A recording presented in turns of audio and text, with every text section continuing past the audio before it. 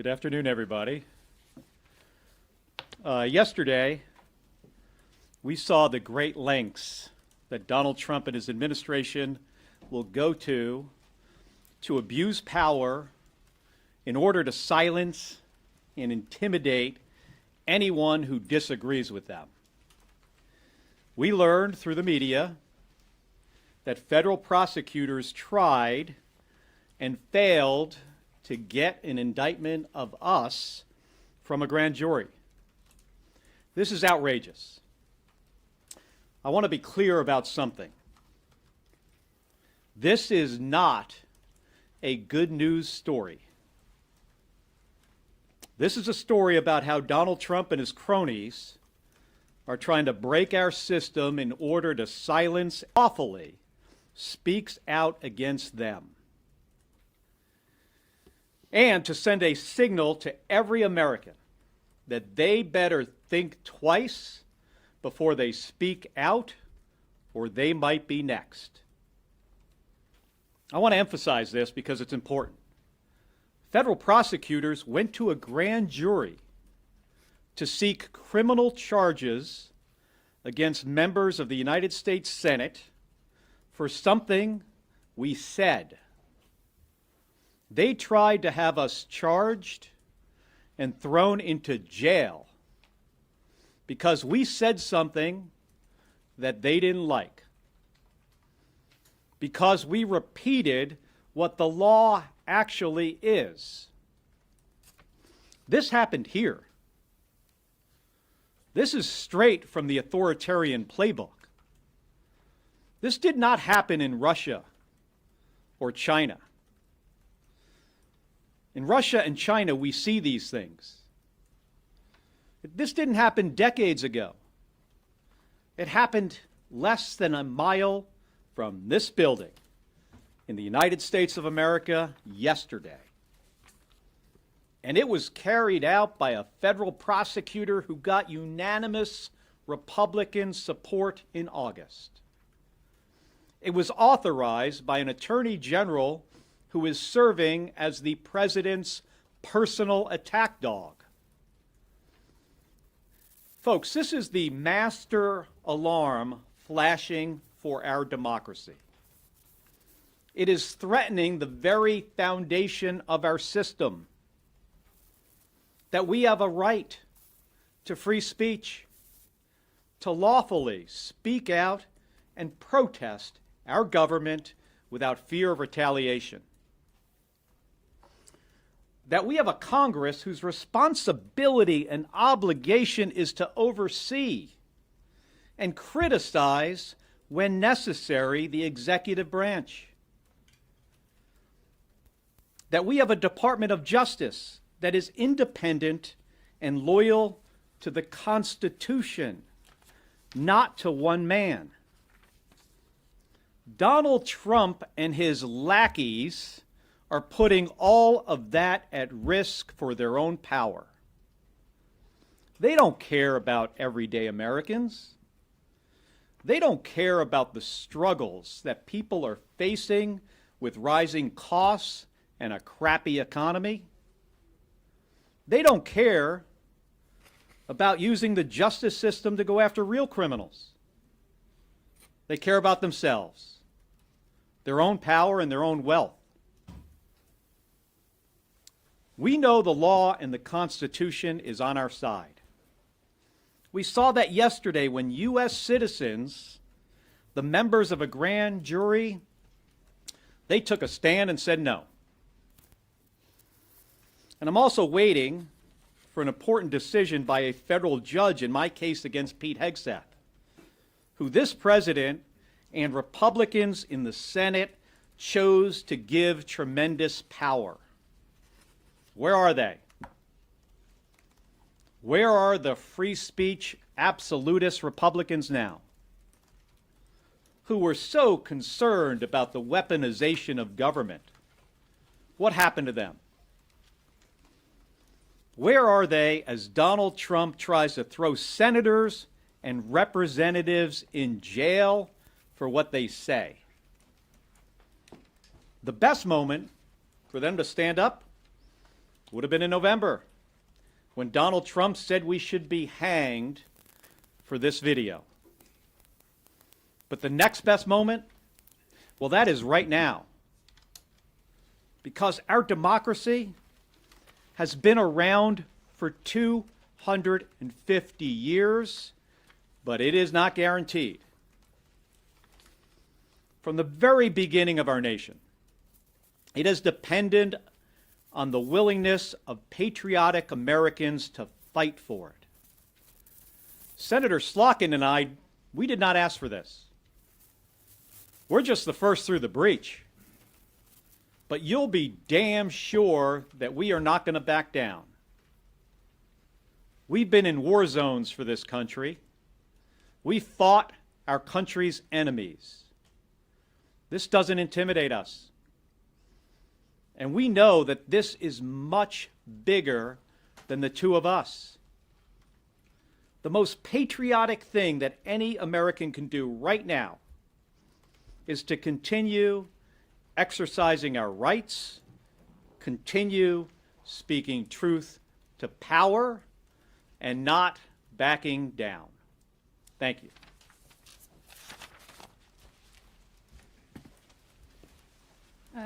Good afternoon. Well, as you heard last night at the direction of President Trump, U.S. Attorney Jeanine Pirro attempted to persuade a grand jury to indict us on criminal charges. If things had gone a different way, we'd be preparing for arrest. Fortunately, her attempt failed, and a group of anonymous Americans upheld the rule of law and determined that this case should not proceed. Just to review the bidding, this started with a 90-second video in November that a group of us organized, all of us with military and service backgrounds, simply restating the law in the Uniform Code of Military Justice, that military members had a duty to refuse illegal orders. We said nothing more than everyone from Secretary Pete Hegseth and Attorney General Pam Bondi have said themselves out of their own mouths. For that, President Trump said that we should be investigated, arrested, and ultimately hanged. And that's exactly what he had Pirro and Bondi do yesterday. They had opened an inquiry in December, they carried it forward in January, and when we refused to sit for a voluntary interview, in 7 days' time, they went in front of a grand jury. But to be clear, this is not about the content of this one video. Let's call it for what it is. The president is using our justice system to weaponize against his perceived enemies. I think that we've come to a really sad moment in America where the paradigm of leadership has come in completely reversed. In 2026, instead of looking to our elected leaders like the president as setting an example, it is now up to individual citizens in their private capacity to uphold the values of democracy, free speech, liberty, justice. As Mark said, this is an authoritarian playbook that many of us have watched play out abroad over and over and over again, except now we're seeing it in the United States. Yesterday, 20 anonymous Americans who we will never meet, who made up that grand jury, told us more about the values of America than Jeanine Pirro or Pam Bondi or certainly this president. Small business owners, a mailman, a teacher, we have no idea who they are, but just like people in Minneapolis, the people on the ground who understand the values of this country are the ones currently upholding it. So with those small acts of bravery, our country and our values hang in the balance. Now, this entire episode was really not about us. The president went high and right after our video, tweeted about us 12 times, kicked off both physical intimidation and then legal intimidation. The intimidation was the point, to get other people beyond us to think twice about speaking out. But the real question is, if the president can do this to us, to sitting senators, who else can he do it to? What can he do to a business leader, to a community leader, or to the mom on TikTok who goes viral because she's criticizing the president? We hope that the news today is the end of the investigation, but hope is not a strategy. The president could easily watch this press conference, go high and right again, kick off another cycle of physical intimidation and legal intimidation.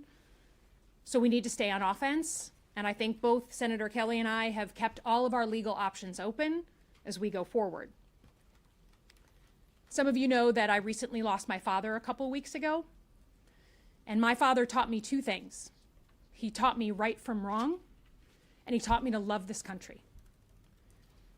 Senator Kelly and I have both served our country. We have risked our lives for our country. This country has given me everything. So if we have to sit here and take physical intimidation and legal intimidation to uphold the country we love, we will happily do that. We know right from wrong. Whether you voted for President Trump or you voted for Kamala Harris, we know right from wrong. And weaponizing the legal system against people for basic freedom of speech goes against everything we were taught since third grade. And I'm more than happy to defend it. Questions? Yeah. You both declined to sit down for interviews with the Justice Department as they reached out to you. What would have been the harm in actually sitting down and talking to them, explaining your point of view, arguing why you think what you said was legal? Yeah, so, we wrote a letter yesterday. Number one, what we did was completely public. This doesn't need to be investigated. We did it in public and then talked about it to you and others in the media over and over and over again on public. So all the facts of the so-called case are public. Second of all, it was clearly, when our lawyers sat down with them, just about checking a box and doing what the president wanted them to do. Their heart wasn't even in it. So I'm not going to legitimize a voluntary inquiry when it was so clearly something that was made up to fulfill the goals of this president. So 7 days later, and you see that they responded by trying to get us charged criminally. That is an absolute confirmation that this is not about real law.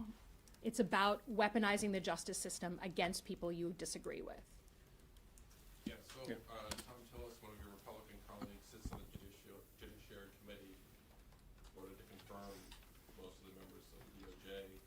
He did tweet that he thanks to the jury for doing what they did, and that political lawfare is not normal and needs to stop. But tweets aren't really actions.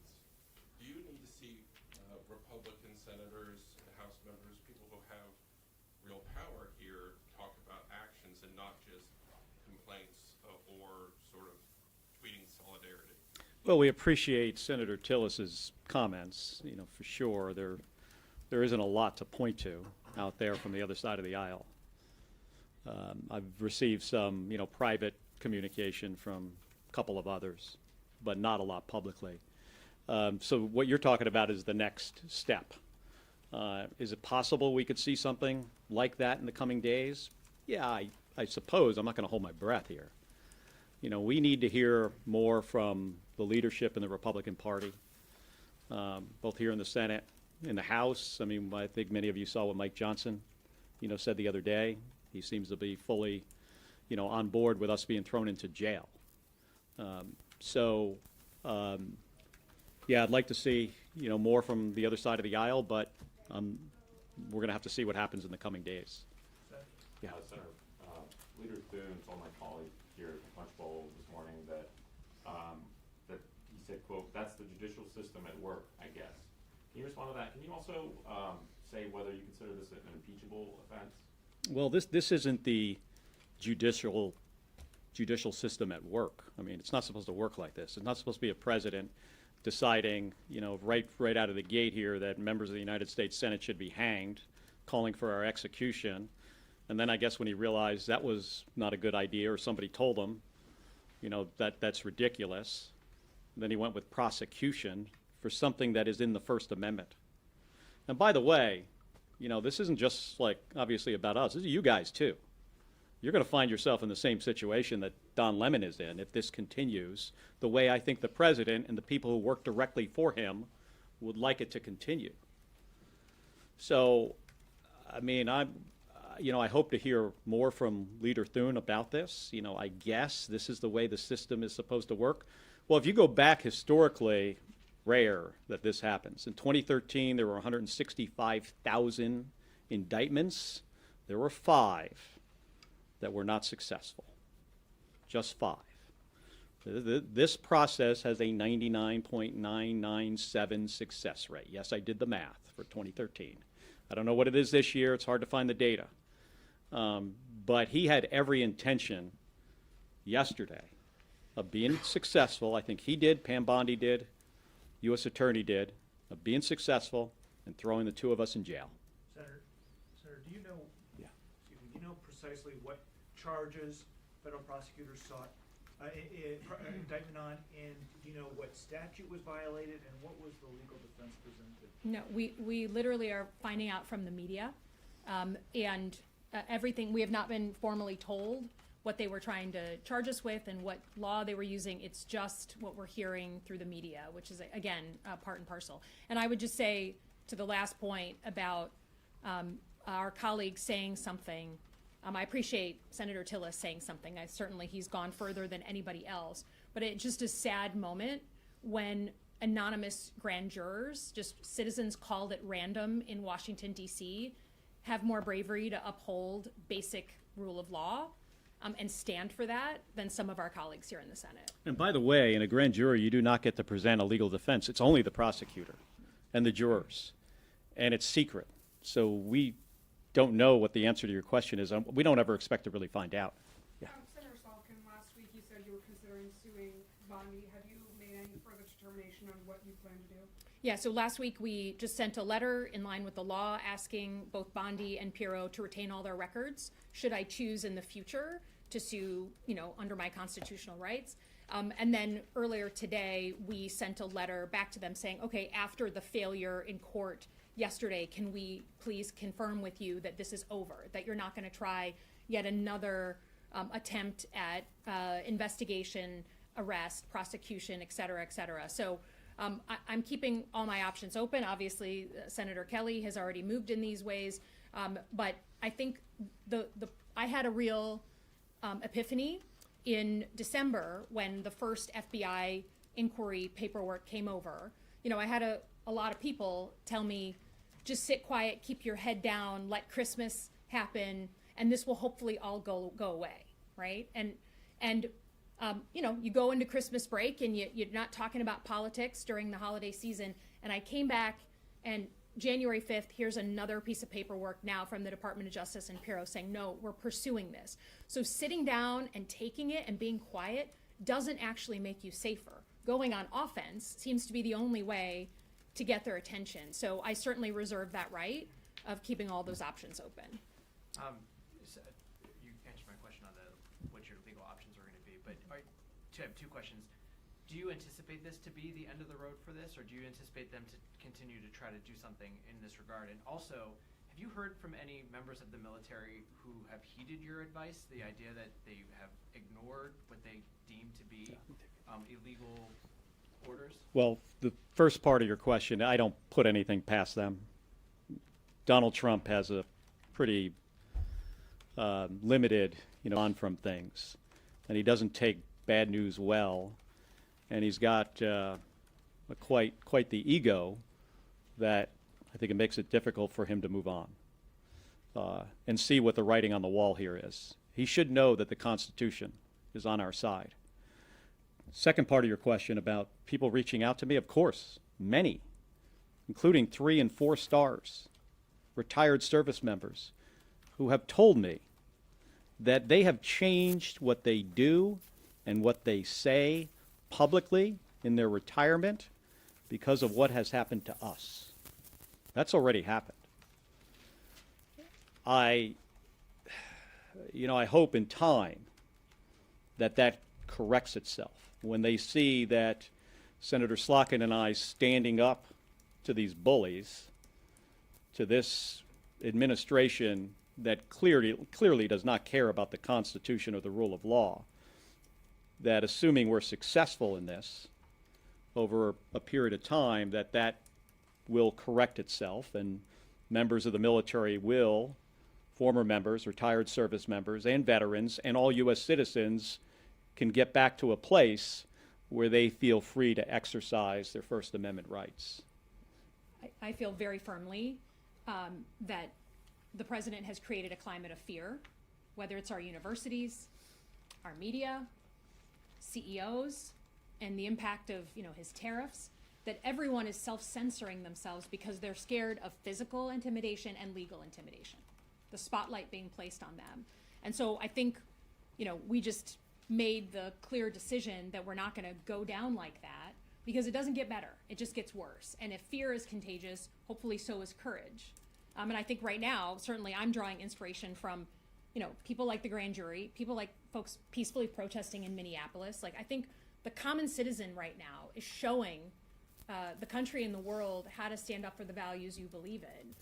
But many leaders around our country have gone quiet and put their head in the sand because they fear retribution from Donald Trump. I'm sorry, you mentioned retired service members, but have you heard from any current I have. service members who Yes. have said, I feel Yes. worried about the idea that I might be Many times. going, okay. Yep.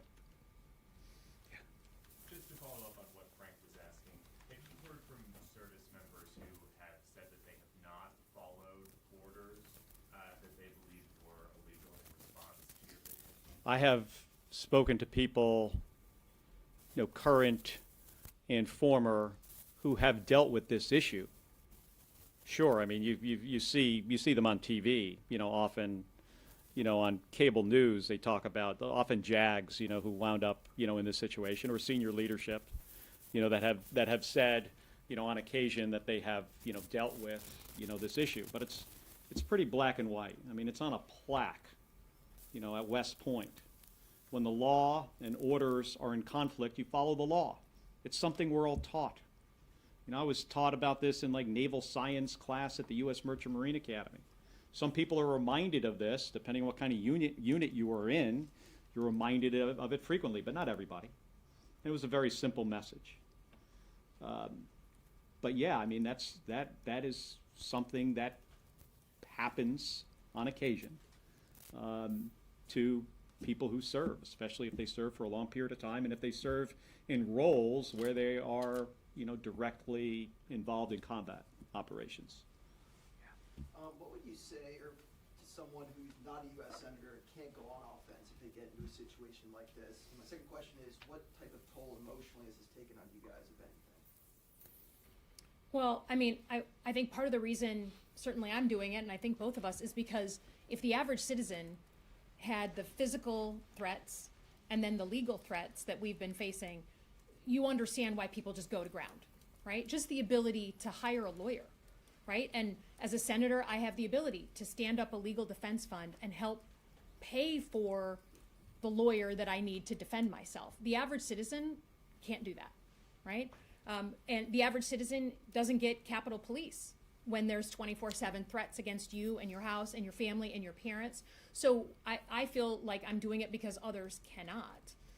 Again, I think they're trying to send a signal to others to deter them from speaking by watching what we go through. And then, I would just say both of us have served in dangerous situations. Both of us have put our lives at risk. Neither of us enjoy this. I certainly have worked alongside the FBI and the Department of Justice as a CIA officer my entire life. I have great respect for what the career professionals do. They keep us safe every single day. So I don't enjoy waking up and having those same organizations targeted and pointed against me for freedom of speech. I don't. But he's counting on us to feel weak in the knees and to bow out. And I think that's why we went the opposite direction, was to say that point directly to the president. Yeah, I mean, this has not taken any kind of emotional toll on me. And I'm pretty sure with Senator Slotkin too. I mean, we've been through, both of us, harder things than this. And we're not going to let the president do that to us. And I really think he picked the wrong two people to go after. We have time for one more question. Can I press you further on Mike Johnson's comments yesterday Yeah. after they failed to secure the indictment? Said you should be charged because if you're obstructing law enforcement and getting in the way of sensitive operations. We're obstructing law enforcement? Is that what he said? Those were his- I think Mike needs to go back to his office and seriously think about what he says publicly. Maybe he was caught off guard. give him maybe a little bit of the benefit of the doubt, but he should really clarify this. He's the Speaker of the House of Representatives. He's one of the most powerful people in this country. And if he's going to side at every moment with this administration when they are clearly not on the side of the Constitution, I think he's got to really evaluate why he is there and who he is really serving. Yeah, I would just say, again, in 2026, I think the paradigm of leadership is on its head. If the Speaker of the House is just going to do whatever the president says in a separate branch of government, no matter whether it's right or wrong or whether it upholds our democratic values or not, then he has some lessons to take from grand jury members, from peaceful protesters, from people who understand the values of the country. And the way that some of our colleagues have ceded their leadership as a separate branch of government, try being a teacher and trying to explain today's America to third graders, right? So I just think, again, I think Mark's point is right. The Speaker of the House should take a beat and remember why he's there, and that our founding fathers designed this as a separate branch of government to provide checks and balances on the president, not salute like a good boy and do what he says every single time. Good point to end on. Thank you.